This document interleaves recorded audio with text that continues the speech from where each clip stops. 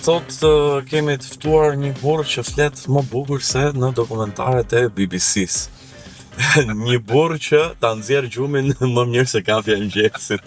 Joni Mishketa, mirë se erdhe në Revokast. Mirë se gjeta Aldo, kënaqësi t'je prante, një qytetar, një profesionist shkëlqyer që Faleminderit. Që theti, po janë nga smimet e tua të cilët bëjnë të flasësh dhe të artikulosh. Pra është magjia që t'jesh prante. Është gjithmonë kënaqësi të ndajmë biseda, jo vetëm ato që lidhen me pjesën e politikës, por edhe ato të zhvillimit personal, individual apo edhe të shoqërisë sot. Nuk është e lehtë gjesh njerëz që kanë mundësinë të flasin për të gjitha temat edhe t'i trajtojnë aq bukur sa i trajton ti, kështu që për këtë pjesë është kontributi jot. Joni, unë nis direkte me një ngacmim të vogël. Si po pres. Nga rruga tregtare tek rruga e politikës. Është një kalim me historikun tënd të familjes. Si vjen kjo? Janë dy koncepte, ose koncepti tregtar është koncepti i djathtës. Pra nga ku buron dhe prejardhja ime familjare, për cilën thënë vërtetën jam shumë krenar, por gjithashtu ndjej edhe një peshë mbi supe, e cila është një sfidë e madhe. Deri sot 50 hapat e parë kam kaluar me sukses të një prej familjeve më zëvendurës. Familja Mishketa.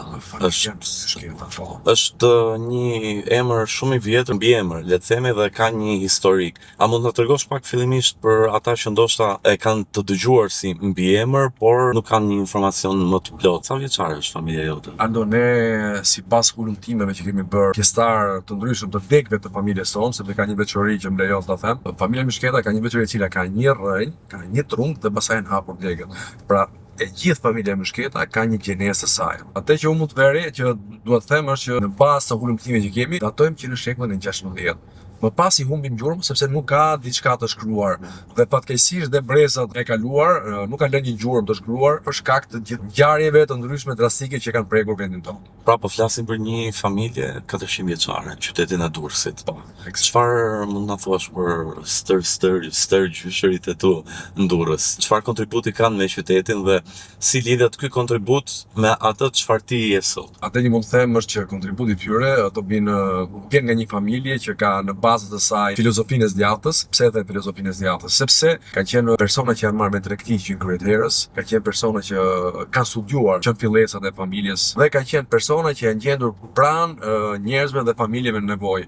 Sepse më duhet përmend që në kohët e kaluara tregtarët e Durrësit përpos familjes time, familjes Mishketa, por dhe tregtarë të tjerë, ishte një mendësi ose një rregull i pashkruar që shumica e tregtarëve ishin në ndihmë të familjeve në nevojë dhe sidomos të familjeve të reja, të cilët kërkonin të shkëputeshin nga familja e tyre prindërore dhe të krijonin jetën e tyre.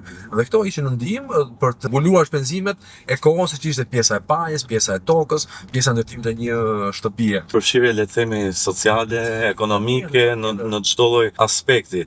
Dhe kjo është ajo çfarë ishte politika, po themi ndoshta e vjetër, mënyra se si është kontribuar nga familja Mishketa, dhe vim nga tregtimi i mallrave tek tregtimi i ideve sot.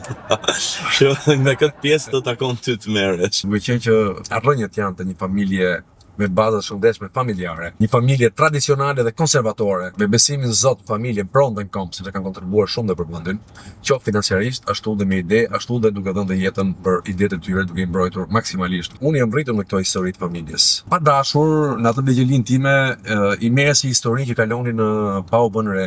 Por realisht kur arrin atë moshën e pjekurisë, shikon që ato kanë lënë një gjurmë dëna time që çfarë të kujtohet ndoshta nga kjo pjesë historike? Pra, duhet përmend, Aldo, kam qenë i vogël në vitet 90 dhe shtëpinë Betimeti, që ishte shtëpia e familjes Mishketa në lagjen numër 1 pranë amfiteatrit, ka qenë një thes formë arkive me letra të vjetra, ku ishte tabu të prekej, sepse në kohën e regjimit komunist aty dhe imam, xhaxhain dhe hallat kishin frikë të gjëmonit, të kërmonin e të thes, sepse nuk duhet të mësonin rreth historikut, sepse duke qenë që kemi një familje përsekutuar, të vinte kryetari shi dhe thetuesi radhë. Pra mund të riktheshin. Të rikthehen në memorie dhe ishte më mirë mos të dije se sa të dije nga frika se çfarë mund të nxjerrje.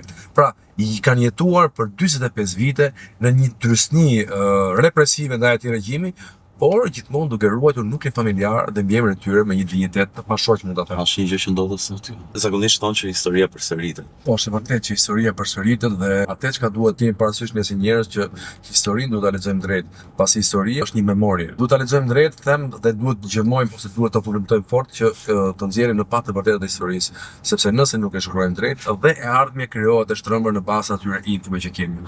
Dhe historia e vendit tonë është shkruar në mënyrën më të keqe të mundshme. Është shkruar me një dashëgësimi nga ata që për ta dëmtuar pikërisht nga ata që quajnë veten shqiptar, por që janë antikombëtarë të real. Pra i kanë bërë më tepër dëm Shqipërisë. Kjo kast ose ky grup njerëzish antikombëtarë realisht, duke shkruar keq historinë dhe duke çuar përpara në bazë të interesave të agjendave jo kombëtare të gjithë pjesën politike. Dhe prandaj, duke u lidhur me pyetjen që bëhet ju, politika lën shumë për dëshiruar ditët e sotme. Gjatë jetesës tënde në Durrës ka pasur një moment që ti je larguar për të ndjekur ndoshta studimet apo ke studiuar punon në qytet? Unë jam larguar pasi mbaroi shkollën e mesme që ishte Instituti Harry Fusi Tiranë, një shkollë elitare e kohës, që vazhdon të jetë në sot kësaj dite. Nis rrugtimin për Itali me studime në vitet 99. Që një rrugtim shumë sfidues, me të papritura, me emocione, me sfida karshi vetes time sepse fitova një lloj pavarësie në të cilën nuk kisha akoma përgatitur ta kisha. Po ndryshe? Absolutisht po. Ka lënë një gjurmë. Ka bërë një kthes ndoshta në jetën tënde si eksperiencë. Absolutisht po. Pra ka bërë një kthes dhe këtë mund ta them me bindje, ka bërë një kthes për mirë, sepse ishte një eksperiencë në të cilën unë përballa me gjithë ato dilemat që kisha në fëmijërinë dhe në adoleshencën time. Pasi vija dhe nga disa drama sociale që kishte kaluar Shqipëria, vija nga një 97, një dramë e cila ka lënë gjurmë negativisht në vendin tonë dhe një adoleshent ishte akoma pa pika të forta referimi për shkak të gjithë situatës politike që ndodhej. Vazhdova studimet, pati një ecuri goxha të mirë, por edhe me disa shkëputje nga studimet sepse unë detyrova që edhe të punoja aty dhe të them drejtën i kam përballuar të gjitha vetë, të them me bindje dhe e them edhe me një farë. Kjo gjë aty akoma janë më shumë eksperiencë, ndoshta për të përballuar sfidat. Absolutisht, dhe emocion. Pra e them dhe me një farë krenarie sepse një i ri 19 vjeçar në një shtet të ri që nuk ka asnjë informacion, nuk ka asnjë lidhje me atë. Eksakt, dhe në një shtet dhe ndoshta përballen me mentalitete komplet dhe me diversitete, lloj shpërqendrimi të pamas sepse vije nga një vend izoluar në një vend si Roma, me një histori mijëra vjeçare, me një kulturë shumë të thelluar, por gjithashtu me një varietet shumë të madh të distracioni ku ishte shumë e lehtë që këmba të rrëshqiste në një grop të gabuar ose në një drejtim gabuar. Këto kthehen në Shqipëri. A ishte një vendim strategjik apo subjektiv emocional? Kthimi im në Shqipëri daton në tetor të vitit 2007 dhe ishte një kthim i përkohshëm. Më kishin mbetur edhe 9 provime për të mbaruar fakultetin. Dhe kthehem pas një kalvari shumë gjatë peripecish sotimeti në lidhje me ecurinë e problemeve gjyqësore, administrative, të pronave, të trashëguara nga problematika mesatare shqiptare, le të themi që hasin gjithë. Do të them drejtën, unë nuk do të quaj mesatare, do po e quaj një plagë që vazhdon të jetë akoma e hapur, problemi i pronave në një sistem ku pretendohet që të jemi në një sistem demokratik, në një sistem me tregje të hapura dhe një vend i cili aspiron të shkosh në BE. Dhe që të shkosh në BE nuk është thjesht një fjalë, nuk është thjesht një flamur, por duhet të respektosh dhe duhet të plotësosh standardet e Bashkimit Evropian, të cilat janë barazia përpara ligjit, konkurrenca e ndershme, hapja e tregjeve dhe mbi të gjitha respekti ndaj vetes dhe ndaj të ngjashmit. Unë detyrova që të kthehem, që të jap një dorë timenit duke parashikuar një periudhë kohore 6 mujore të një vjeçare. Qëndrimi im në Shqipëri, parashikimi që do zgjidhej diçka nga problemet, duke shtuar një energji më të re këtyre problemeve ose kësaj gangrene për të dhënë një farë drejtimi, sjellje, për të dhënë një dorë timeti, dhe pash që ishte një mur i pakalueshëm në këtë drejtim, sepse çdo 6 muaj dilte një BKM, çdo 6 muaj dilte një ligj i veçantë, çdo 6 muaj dilte një ligj dhe ajo çka vura re ishte që nëse u nis kjo histori me 4 copa letre ose me 10 copa letre, u mbyll kjo histori me një arkiv të shtuar me dosje, me letra të shumta, me korrespondenca nga institucione të ndryshme që një arrit të mbyllit. Një ecejake e pafund. Jo, nuk arrit. Nuk është arritur të mbyllet. Pas sa vitesh bëhet fjalë? Bëhet fjalë llogarit kemi 18 vite nga më vonë edhe çështja vazhdon. Dhe çështjet vazhdojnë në gjykatë lartë, në gjykatë Strasburgut që janë rikthyer dhe rishtazi nga qeveria e rilindjes që vetëm rilindje nuk ishte, solli një dramë tjetër në lidhje me efektin e pronave. Por ky është muri jot social i parë që has. Ky është muri social i parë. Po. A dha kjo një farë indicje për pjesën e çfarë bëhet në vend dhe dëshirës për ta ndryshuar këtë gjë? Apo e kishe gjithë kohës atë dëshirë? Atëherë dëshira ka qenë sepse një pasion i heshtur që flinte brenda meje, siç tash rritur me historitë së djathtës nga historiku familjar, por kjo më bëri, pra më shkundi fort për të më lënë të kuptoj që këtu ndodhen disa padrejtësi dhe nga ndodhin nga ajo forcë politike, ndodhin nga ata njerëz të cilët kanë një histori të ngjashme me ty. Pra ndodhin nga ata njerëz të cilët përfaqësojnë një filozofi të djathtë. Dhe filozofia e djathtë do të thotë bazohesh në 4 kolona, që janë 4 kolonat kryesore të djathtës.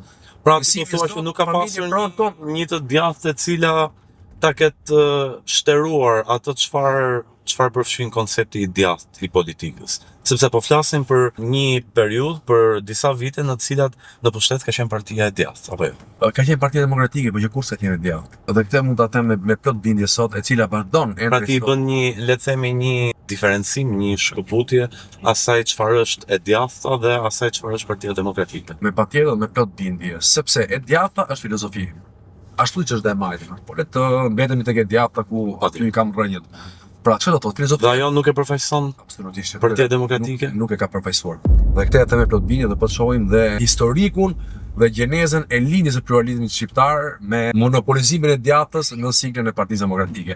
Një parti e cila u mbështet pa kushte pikërisht nga shtresat e marginalizuara të kohës, që ishin pronarët e vjetër dhe të përndjekumit politik. Dhe kjo filloi që me termin ish tek pronarët. Ish pronar. Ish bëhesh kur ti nuk e posedon ose e tjetërson një pronë përmes trashëgimisë, përmes shitjes etj. Me radhë. Janë format ligjore që kalon një pronë. Si një marrëdhënie çiftesh moderne. Po, me plot fjalë. Pra, u prish institucioni familjes, kështu që u prish institucioni pronës, mund ta themi edhe kohë sot. Po, dhe në të gjithë këtë situacione vjen edhe ndoshta po themi në gjithë këtë zëmësim, ndoshta ka edhe momente lumturie si njëri me bashkëshortën.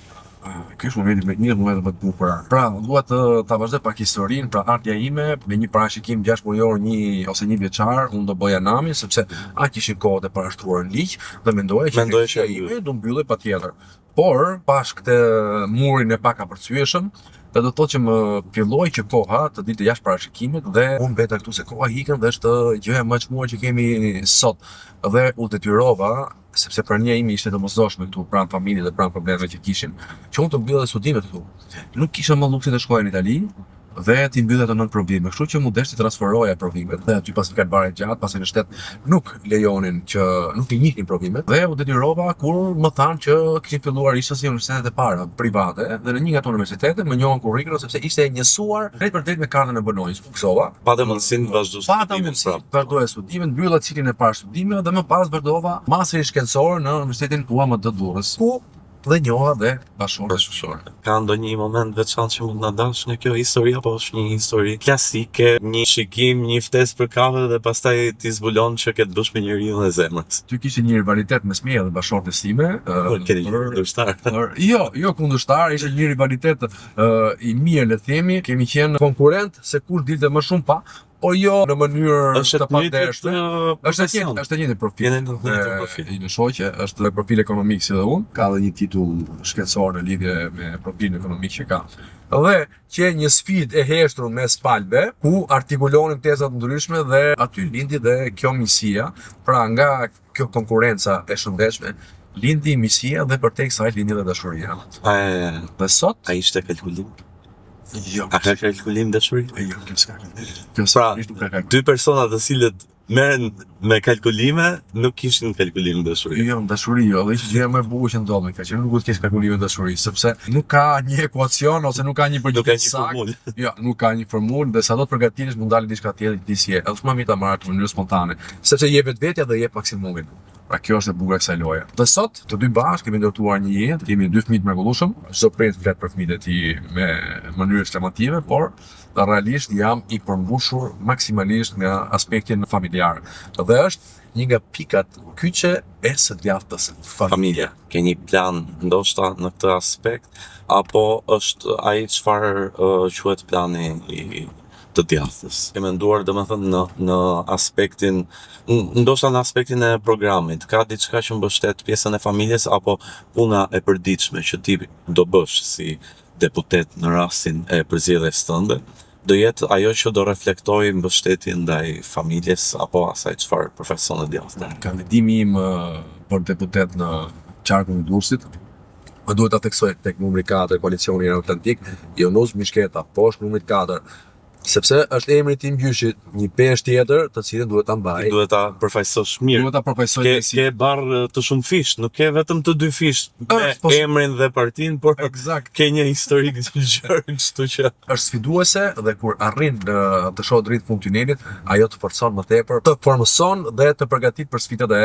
radhës. Ajo për mua familjes së shenjtë, sepse nga aty buron çdo gjë, buron lumturia, buron trashëgimia, por buron edhe e ardhmje e një kombi. Një familje e shëndetshme do të thotë burime njerëzore të shëndetshme.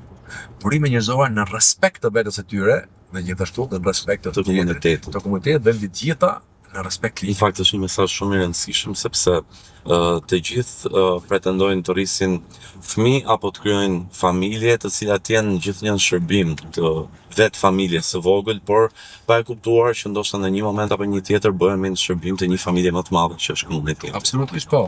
Pra një përgjegjësi shumë e madhe. Mesazhi im për qoftë për familjet tradicionale, qoftë për familjet e reja, është që investimi më i mirë në jetën tuaj është duke filluar nga vetja juaj tek familja juaj. Nëse nuk ndërtoni një klimë të shëndetshme, rehatije, një comfort zone të shëndetshëm, atëherë nuk mund të jepni asgjë shoqërisë. Praktikisht që përmbledh gjithë me një familje. Me një familje të shëndetshme. Një familje e shëndetshme do të thotë një motivim i duhur, do të thotë një respektim ndaj ligjit, do të thotë Do thotë shumë gjëra në shërbim të shoqërisë. Eksakt. Vjen nga një familje me një mbiemër të rëndësishëm, vjen nga një familje që tashmë e ka krijuar vet atë bazën dhe gurin e themelit për të ardhmen, dhe e lidhemi në logon e një partie e cila shihet aktualisht si e dobët. Më them që është një parti e re, ose është një formacion politik që ka një logo i cili realisht është rishtas. Por të gjithë elementet ose faktorët dhe aktorët politik që përfaqësojnë ose përfaqësohen nga kjo logo e re, i cili është koalicioni Atlantik, KEA, akronimi i saj, janë të djathtë, janë profesionistë, janë qytetarë, flas për Durrësin dhe më gjerë, duke pasur parasysh elementet të cilët janë pjesë e kësaj gare dhe përbërës së kësaj familje, janë realisht njerëz të ndershëm, njerëz që vinë nga qytetet, vinë nga rrugicat, vinë nga mahallat, vinë nga pallatet e të gjithë qytetarëve. Pra jemi njerëz të thjeshtë të këtij qyteti, të këtij vendi, të cilët na duhet të përballemi çdo ditë me sfidat e panumërta dhe surprizuese në ambientin ku jetojmë. Duke vazhduar tek ajo çfarë përfaqëson partia dhe lideri i saj, që është aktualisht Lulzim Basha. Personalisht do flas unë shoh si një lider të dobët nga eksperienca politike që ka. Mos ndoshta do ngatrohet pa dashje dhe do të atashohen tiparet e liderit tënd edhe ty? Ndodh kjo sepse ne jemi mësuar që partitë mos i shohin si formësime ashtu siç duhet të jenë. Pra, grupime vullnetare të njerëzve rreth një filozofie të cilën përfaqësohen nga një logo e caktuar. Nëse filozofia shkputet, atëherë ajo logo nuk përfaqëson më filozofi, siç ndodh rishtasi sot me Partinë Demokratike, e cila monopolizon të djathtën, por të djathtë brenda nuk ka. Pse them Partia Demokratike është larguar nga djathta ose nuk ka fare të bëjë me djathtën? Sepse djathta ka koncepte dhe filozofia ka konceptet e saj. Pra cilat janë? E djathta lobon, punon, beson fort për tregjet e lira. Pra në start të gjithë aktorët dhe faktorët që operojnë në një treg të lirë janë të barabartë para ligjit. Dhe kush punon më fort, kush investon më fort, kush studion më fort, ai fiton më tepër. Ndërkohë, njëri nga këto aktorë i cili kënaqet me atë statuskon e tij, nuk fiton aq sa fiton ai tjetri. Dhe kjo është shumë e ndershme. Pra, në aspektin politik, çka do të thotë jetë djathtë? Do të thotë që të lobosh dhe të mbështetesh listat e hapura. Sepse si para në listë, ashtu dhe i fundit listë, është i barabartë përpara garës. Kjo maksimizon votën dhe motivon të gjithë aktorët në lojë. Dhe kjo do të mënyrë ti edhe kundra 5 emrave kryet listës. Nuk jam kundra që janë listat mbyllur. Por unë jam kundër konceptit dhe mekanizmit të listës mbyllur, sepse lista e mbyllur do të thotë partia shtet kontrollon se cilët janë aktorë në treg, çfarë do tregtosh dhe çfarë duhet konsumatorit. Në aspektin politik është kryetari i cili e din se cilët janë ata që do përfaqësojnë elektoratin, por ata nuk zgjidhen nga elektorati, por zgjidhen nga kryetari dhe nuk i kanë asnjë borxh elektoratit, por i kanë një besnikëri të verbër kryetarit. Ky është si krahasimi që të shkosh në market, të duash të blesh disa mollë të mira, por shitësit thotë që po ti do blesh këto mollët e mira, po për të bler këto duhet blesh edhe këto 5 mollët e kalbura. I ke detyruar, pra ti voton Jonin dhe hyn dikush tjetër në listë sepse Dhe hyn dhe 5 të tjerë. e merr në mënyrë të pamerituar. Dhe pra kjo nuk është një koncept ideal. Dhe këtë kush e bëri? E bëri Partia Demokratike së bashku me Partinë Socialiste, mes Partisë Socialiste, duke mbyllur listat dhe duke forcuar kryetarokracinë. Dhe kjo ka një historik të shkuar.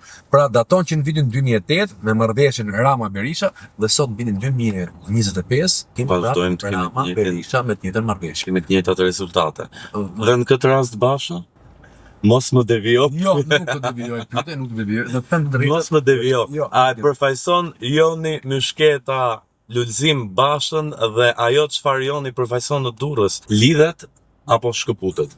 Atëherë Joni Myshketa përfaqëson historinë e tij të familjes, përfaqëson emrin e mirë të tyre dhe gjithë rrugtimin tim personal, familjar, me qenë një qytetar i këtij qyteti, duke pasur mbi supe të njëjta problematike që kanë bashkëqytetarët e mi. Unë mund të them për zotin Basha që nëse ju do ta pyesni, do ju vi momenti ta pyesni një ditë, jam një nga polemiket më të mëdhej në mbledhje ose në forumet që janë diskutuar gjithmonë parimisht dhe brenda etikës së komunikimit. Atë që mund të them që sot zoti Basha ne po shohim një lider të ri, i cili me sa duket është shkëputur nga hijet e vjetra të babait i politik babait i politik në kohë, dhe po shohim një Bashë të shqiruar nga pengjet e së kaluarës. Unë do doja. Çka që duhet të ishte bërë që në fillim vrasja e babait politik. Eksakt. Unë nuk them vrasja e babait politik, një term që tingëllon pak brutal në opinionin publik. Po, por ama është term politik le të themi, përdoret. Jam shumë dakord me ty Ale që përdoret. Por dhe pa dash bësh vrasje ti duhet të jesh i qëndrueshëm aty ku beson, në filozofinë që beson dhe të punon dhe të besosh fort. Unë ndaj zotit Basha, kryetar de jure është zoti Hasa, pasi zoti Basha ta sjerën në këtë pjesë, vazhdon ndjek gjyqin për ligjvërinë e Partisë Demokratike, është drejtuesi politik i Koalicionit Atlantik. Unë do doja që zoti Basha të ishte luftuar pak më fort karshi historisë post 2021-shit, por mund të them që zoti Basha hyri në historinë e politikës shqiptare me atë vendim që mori në 2021-shin, sepse sot ekipet politike, formacionet e reja politike, alternativat që po krijohen dhe të cilat duhen mbështetur fort, dhe një nga këto është Koalicioni Euroatlantik numri 4, dhe Lëmuz Myshketa poshtë, Glisa e hapur, Edmosit ju lutem, krijoi mundësinë dhe i dha një frym të re lëvizjeve politike, kur janë më demokratike se kur. Ndërkohë, vazhdojmë shohim një parti demokratike, e cila me flamurin së djathtë, që e thash të djathtë ka, vazhdon po i në status quo, këtë njëre dhe gjithë tjerët, pavarësisht se shumica e atyre bijave, e atyre djemve dhe vajzave, brenda atij formacioni politik, miqve tanë që kemi ndarë shumë betejë së bashku, janë kundër, por nuk kuptoj pse nuk bëzajnë, sepse nuk ngrinë zërin për atë drejtën e tyre aty ku po. Mendoj që ka frikë akoma? Ekziston frika akoma si dikur ndoshta për të shprehur mendimin, apo njerëzit janë të çliruar dhe thjesht lidhen nga interesa politike? Jo, mendoj që njerëzit nuk janë shliruar akoma. Nuk janë shliruar. Por post interesa politik ekziston një frikë në koncept e cila nuk është vrarë akoma. Dhe kjo është ajo që duhet bëjnë çdo secili prej nesh, të vras frikën, sepse ajo e ngurçon, ajo e bën t'ia marr frymën dhe nuk është i lirë të vendosë për veten e tyre, për familjen e tyre, për fëmijët e tyre. Lërni mëngjyrat dhe konceptet e flamurit politik. Njerëzit duhet të zgjohen dhe të votojnë zgjuar. Ky është mesazhi im për të gjithë qytetarët. Numri 4, Koalicionin Euroatlantik. Si i përgjigjet, le të themi, kritikave apo mendimeve të qytetarëve të cilët thonë që nuk je për këtë punë, nuk është Joni për këtë punë, sepse je një politikan atipik. Nuk je një politikan tipik i cili del me një verb të dhunshëm, ndoshta duke ofenduar, ndoshta duke përpiqur gjithmonë të jesh në kornizën e asaj çfarë mund të quajmë, le të themi, kulturë, edukat, dhe të një politikani ndoshta europian, ndoshta edhe përtej oqeanit amerikan.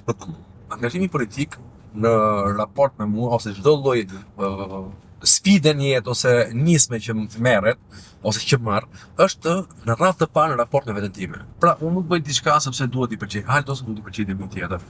Me veprimet e mia ose me aktet që marr, po edhe si pëlqej një pjesë shumë mirë. Do bën kompromise në këtë aspekt? Me gjërat basilare jo nuk bëj kompromise. Jo, edhe nuk do bëj kurrë kompromise. Jo, sepse do t'i tërsohem dhe nuk do jem më unë. Pra, do trahtoj veten time rreth parë, sepse mund të them që mëngjeset për këto kënd për ne, sidomos për një primë 2 vjeçë, nisin vrrullshëm me një zim në orën 6:30 mëngjesit, shpejt tualet, por gjëja e parë që bëhet lahet fytyra. Dhe pastaj shikosh pasqyrë. Nëse ti do kesh guximin të shohësh veten tënde pas hyrë. Atëherë harroj që mund të merresh me politikë, harroj që mund të merresh dhe me një punë të shëndetshme, një punë të mirë në jetën tënde profesionale. Pra, raporti im i çdo nisme fillon nga vetja ime, më pas në raport me të tjerët. Joni Durrësi është një qytet historik me një port mjaft të rëndësishëm, ndër më të rëndësishmit në Ballkan dhe arkeologji shumë mundësi për zhvillim. Le ta bëjmë pak më konkrete kandidaturën tënde tani. Çfarë do bësh ti? Cili është plani yt? Cila është dëshira jote ose ajo çfarë ti do i ofrosh qytetarëve si mundësi zgjedhje? Ajo që unë do them me bindje dhe them realisht me bindje është që do mundohem, do luftoj pas një mëdyshje, pas një kompleks, pas një skepticizëm që Durrësi përfaqësohet drejtësisht dhe të jem një zë i qytetarëve, pranë qytetarëve për problematikat e shumta që has qyteti jon. Ju përmendët me shumë drejtë porti i Madh Ballkan, i cili nuk ka një vëmendje nga qeveria. Pra, vëmendja ndaj Durrësit duhet ishte e shtuar, sidomos nga qeveria e rilindjes, kur për fatin e rilindasve, deputetin detyrë është dhe kryeministri i vendit. Se ka kryer detyrën apo e ka kryer? Ja, për mua se e ka kryer. Ose ai mund ta ketë kryer sipas agjendës tij, por jo sipas agjendës qytetit. Pra ka një distancë shumë madhe, ka një distancë shumë madhe ndërmjet asaj çka intereson, aspektit politik ose ekonomik ose i grupimit që përfaqëson këtë lloj grupimi i cili është rilindja, që për mua më duhet dalë, nuk është as e majta shqiptare. Pra, dhe rilindja është larguar shumë nga e majta, ashtu si dhe Partia Demokratike nga e djathta. Duhet të mungon vëmendja arkeologjike, i mungon vëmendja ekonomike, i mungon vëmendja aty ku duhet fokusohen investimet Durrës. Në turizëm, industrinë e peshkimit dhe në industrinë e agriturizmeve. Sepse Durrësi nuk ka nevojë të kthehet në një industri prodhuese me uzina, me fabrika, sepse nuk është i tillë në tipologjinë e tij. Durrësi ka turizëm kulturor, ka turizmin detar, ka turizmin arkeologjik, që është një ndër turizmin gastronomik. Por mbi të gjitha këto do të jenë shërbime ndihmëse të cilat ta incentivojnë dhe ta rrisin këtë lloj turizmi. Dhe nëse do më lejosh të flas, një nga plagët e Durrësit është industria e peshkimit, e cila ka një historik të kahershëm me qytetin, sepse është qyteti i cili ndodhet në Buzë Adriatikun, një det i mrekullueshëm i cili ofron produktet më cilësore shkak të cilësisë së peshkut, shijes së tij dhe gjithë. Çfarë do bëhen Durrësit? Po të kishin një qasje shumë më të mirë si politika ka shim mbështetjes së kësaj industrie. Janë aktualisht sot 140 peshkaregj ose 140 mjeta lundruese, të cilat vetëm 50% ose më pak se 50% e tyre janë në funksion dhe kryejnë funksionin e tyre. Ata kanë një problematikë shumë të madhe. Problematika kryesore lidhet me çmimin e karburantit. E marrin karburantin me një çmim stratosferik krahasuar me vendet me të ngjashme të tyre, konkurrentët e tyre në rajon. Pra duke krijuar një disavantazh konkurrues, një disavantazh të madh në aspektin e punësimit, në aspektin e taksimit, në aspektin e prodhimit. Pra çka ndodh? Në qoftë se një mjet lundrues në Greqi, Malzi ose në Itali e marrin e paguajnë naftën nga 50 deri në 70 lekë së bashku me TVSH. Këtu mjetet lundruese ose ata që merren me industrinë e peshkimit e paguajnë 105 lekë së bashku me TVSH. Por në aspektin e qytetarëve, kjo si tematik prek vetëm një grupim të vogël, siç edhe ti vetë e the në fillim, prek vetëm një grupim të vogël qytetarësh dhe njerëzit thonë siç mund të ndodhi, pra ata që janë duke na dëgjuar mund të thonë që fundja pse do të më interesojë mua pjesa e peshkaregjave apo peshkëtarëve, çfarë më ndikon mua në jetën time, në përditshmërinë time, ndryshimi i çmimit të naftës tek ata. Përveç faktit që një herë në javë unë do marr peshk në shtëpi dhe po e kursej 2 lekë më shumë. Sepse në aspektin ekonomik lidhet me një zinxhir të gjerë prodhimtarie ekonomike të vendit. Pra, nëse mjetet lundruese të peshkimit do ishin në kapacitet të plot, do kishin të gjitha kushtet e favorshme për të mbështetur, atëherë do kishte një punësim shumë të madh. Pra është efekti i punësimit. Jo ne duke qëndruar edhe ke punësime, sepse doja ta përmendja edhe këtë si fakt, duke qenë se unë si gazetar shpeshherë kam rastisur të kem kontaktet e mia me peshkatar të ndryshëm apo me pronarë peshkaregjësh. Një ndër problematikat kryesore që hasin pronarët e peshkaregjave është edhe fakti se nuk ka punëtor shqiptar të cilët të punojnë në këto peshkaregje. Qofse ndodhen 5 veta në njëra prej peshkaregjave, e cila del dhe qëndron në det për 3 ditë, 4 prej tyre janë punëtorë që vinë nga Egjipti apo vinë nga vendet botës së tretë, ndoshta të cilat gjejnë mundësinë ekonomike më të mirë në Shqipëri. Ky është një nga ato elementet të cilët unë do pëngulja dhe kërkon një vëmendje të shtuar reale dhe jo populiste nga qeveria ka shik sa lloj Po, ndaj konkretisht me çfarë programi do dëshirojnë, çfarë aspekti do ndikojë, sepse këto janë politika shumë të mëdha por që prekin një qytet të vogël në fund ditës. Janë politika për pjesën e punësimit, janë politika për pjesën e shkollimit, sepse nuk po dalin studentë që të ndjekin këtë lloj shkolle, janë politika në pjesën e ndoshta dhe të ardhurave që ofron ky lloj shërbimi. Atëherë ky lloj shërbimi nëse do mbështetet dhe nëse nuk do shikoj interesi i disa monopolistëve, të cilët e kanë bllokuar tregun përmes importit të peshkut, duke vrarë sipërmarrjen e lirë dhe traditën në këtë lloj industrie, atëherë do ishin gjëra ndryshe. Flasim, janë 140 aktualisht peshkarexa. 140 peshkarexa llogaritet që çdo peshkareç ka mesatarisht 5 personel në këtë peshkareç. Pra janë 5 familje, 5 familje për 120 i them gati 700 familje. Pra 700 familje të cilat do kishin një punë të garantuar, do kishin një të ardhur të shtuar, do kishin një siguri për jetën e tyre dhe do krijonin mundësi për të ftuar. Dhe kjo kërkon vëmendjen e qeverisë, karshi investimeve, karshi rimbursimit të çmimit të naftës dhe karshi hapjes së një merkate të peshkut. Arrin të ndikosh do ti këtë lloj vendimarrje në qeveri nëse ti do jesh një ndër deputetët që do të zgjedhë qyteti i Durrësit? Atëherë unë padyshim që do bëj maksimumin në lidhje me këtë aspekt, sepse lidhet drejt për drejt me mirëqenien e qytetit tim, lidhet drejt për drejt me kulturën, lidhet drejt për drejt me turizmin. Pasi këtu ata që vinë në Shqipëri përpas bukurisë natyrore që ka Shqipëria, kuriozitetit të një vendi me një të kaluar terrë 45 vjeçare, sistemi më të egër komunist, kërkojnë dhe kulinarinë e një vendi mesatar. Dhe këtë mund ta afroj shumë mirë përmes prodhimtarisë së Adriatikut, i cili është një nga ka produktet më të shkëlqyera të detit. Pra, peshku i Adriatikut është te masa i kotuar dhe se Joni dhe se deti Baltik dhe se deti Tiranë. Dhe për këtë duhet një vëmendje e shtuar, pasi është energji e munguar, janë taksa të cilat nuk futen në buxhetin e shtetit për shkak të mos implementimit të gjithë sa industrie me kapacitet të plot. Pra do të thotë shërbime të munguara, do të thotë njerëz të cilët nuk investojnë dot sepse nuk përballen me pasiguri të mëdha dhe në gjitha me një korrupsion galopant. Joni, marina turistike, duke qëndruar gjithnjë tek deti në Durrës, sepse në fund të ditës është, le të themi, pika e fortë dhe e dobët e qytetit të Durrësit. Marina turistike e Durrësit është një projekt i vonuar apo është një projekt që më shumë mund të ketë shkaktuar dëme për durrësakët se sa një projekt i vonuar që mund të sillte një zhvillim ekonomik? Duke qenë i djathtë, unë jam pro investimeve, pro zhvillimeve, sepse një djathtë beson të ardhmen e tij në mundësi që krijon tregu i punës dhe qeveria do të krijojë mekanizmat si një aktor bipalët për të gjithë aktorët dhe faktorët ekonomik dhe politik që operojnë në treg caktuar. Në parim nuk jam kundër investimit, qoftë të marinës, por mënyra se si është bërë, mungesa e transparencës, mungesa e dëgjesa publike, mungesa e fondeve të munguara për afro 200 milion euro që i mungojnë Bashkisë Durrësit,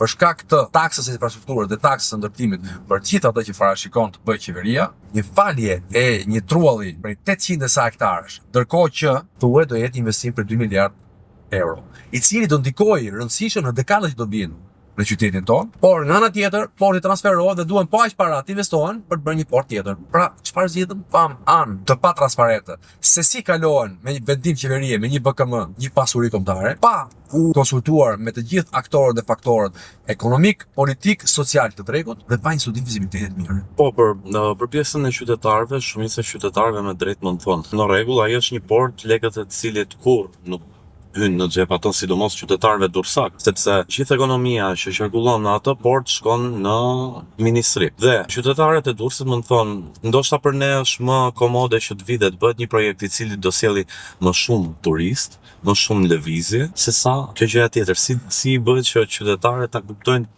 drejt ndoshta atë që ti je duke thënë për pjesën e dëmit ekonomik që bën ajo në fund ditës, sepse ndoshta nuk kuptohet mekanizmi se si paguhen. Ideja është kjo që ne mos pasur një transparencë në vendimarrje për investime kaq strategjike dhe kaq rëndësishme për një qytet të tërë si Durrësi, lë skepticizëm të skajshëm duke filluar nga mua si qytetar dhe më pas si politikan.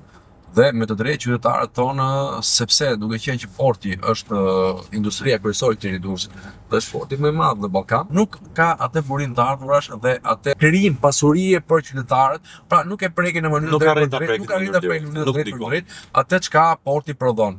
Dhe kjo me të drejtë, sepse po ta vëmë re, dhe këtu dua t'i drejtohem të majtëve të ndershëm të qytetit tim, që mund të kemi miq, shok, familjar të shumë dhe profesionistë realisht mirë, pavarësisht se përqafojnë dhe përfaqësohen nga një filozofi tjetër, të gjithë drejtorët e drejtorive kryesore të qytetit Durrësit janë njerëz deleguar nga Tirana. Pra, nuk kanë një ndoshta informacion më lokal, nuk kanë lidhje me lidhje drejt për drejt me qytetin, nuk i përgjigjen interesave të qytetit, por i përgjigjen interesave dhe oreksave të kryetarit, qoftë të partisë, qoftë drejtorive përkatëse, qoftë të qeverisë. Dhe shkëputja nga nevojat e qytetit dhe qytetarëve bën që të marrësh vendime të cilët nuk reflektojnë interesat e tyre. Për të kaluar tek pyetjet e fundit. Mbaron ka shpejtë?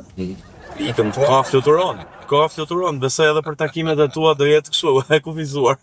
Për t'i dhënë një kuptim edhe asaj çfarë ti je duke bërë pjesës fushatës apo diçka e tjetër dhe qytetarët kanë mundësinë të zbulojnë edhe një aspekt tjetër. Nëse Jon Myshketa fiton zgjedhjet, çfarë do bëj pas 11 majit dhe në qoftë se Joni Myshketa nuk i fiton zgjedhjet, çfarë do bëj? Qoftë se Joni Myshketa nuk i fiton zgjedhjet, Joni Myshketa do jetë përsëri një zë ka drejtës, ka gjithë problematikave të cilët preken drejt për drejt qytetarit Durrësit. Do vazhdoj aktivitetin tim politik pas një mëndyshje. Nuk do të riqesh. Jo, nuk do të riqem. Nuk kam asnjë lloj arsye të riqem, sepse angazhimi im politik nuk vjen nga një deal që kam bërë me dikë, por është një thirrje ulëritse e brendshme për pas historikut familjar, trashëgimisë familjare, ku gjërat nuk shkojnë mirë. Nëse Joni Myshketa zgjidhet deputet, do jem përsëri një zë i qëndësishëm me hapësira më të mëdha, ashtu siç e kam treguar dhe në Këshillin Bashkiak ku kam ngritur dhe vazhdoj të ngrej dhe duke me denuncime të shumta ndaj problematikave që ne njerëz të thjeshtë hasim për ditë dhe ju i nderuar kryeministë ose nderuar kryetare bashkisë e drejtorët e drejtorisë që jeni shkëputur realisht nga problemet reale të qytetit, do jem një zë sado modest ka së drejtës, sepse realisht besoj fort. Atë i dua të them Aldo është që gara në këto kushte që ndodhet, që gara shumë e vështirë. Dhe shumë njerëz thonë, po ç'u desh, po është gara e vështirë, po do të vjedhin votat, po do të bëjnë këtë, po do të bëjnë atë. Edhe i them me qetësi shumë të madhe, miqtë mi, nuk është qëllimi im vetvete dalë te punë. Pra, do vazhdoj jeta përsëri. Angazhimet e mia personale, familjare, profesionale do vazhdojnë në të gjitha rastet. Vazhdojnë në të njëjtën formë. Do bën më diferencë. E rëndësishme është ajo çka ne na bën dhe na përjetson nuk është koha, por është vepra dhe e cila lën gjurmë. Trashëgimia e mirë do lën fëmijëve tan. Mesazhi im për ju është ju lutem, votoni ata djem e ata vajza të cilët realisht ju përfaqësojnë, realisht vinë nga zonat ku ju banoni dhe janë të vërtetë mbi gjitha. Janë qytetarë që nuk janë shkëputur në ato oazët e tyre që jetojnë në ato vilet e tyre me mure të larta dhe me 24 orë roje. Shkëputur nga realiteti. Më fali, i drejtohem gjithë tyre pasunarëve zëngjinëve të rinj. Po pse më shkëputur nga realiteti dhe jetojnë në ato oazët e tuaja me kaq roje? Pra, ju e dini çfarë na keni bërë. Ne mendojmë se ju na keni bërë diçka, por ju jeni të sigurt sepse ato pasuri që keni bërë kufisin tonë. Herët apo janë lidhur në universit të cilët të gjithë ne i bindemi. Uroj me angazhimin tim që të përshpejtoj proceset që e mira të triumfoj, por e mira duke filluar nga veti. Pyetja e fundit, cili është mesazhi jot për qytetarët e Durrësit? Të zgjohen dhe të votojnë zgjuar për veten e tyre, fëmijët e tyre. Votoni numër 4, Jonus Myshketa, Koalicioni Atlantik, vetëm me lista të hapura, parim i së djathtës. Ky ishte Joni Myshketa, pa filtra, pa asnjë montazh fare, thjesht në mënyrën e tij direkte të komunikimit me qytetarët dhe me ju. Siç e tha edhe Jonus Myshketa, kënaqësi. Numri 4. Dhe shihemi në episodin e radhës. Kënaqësi.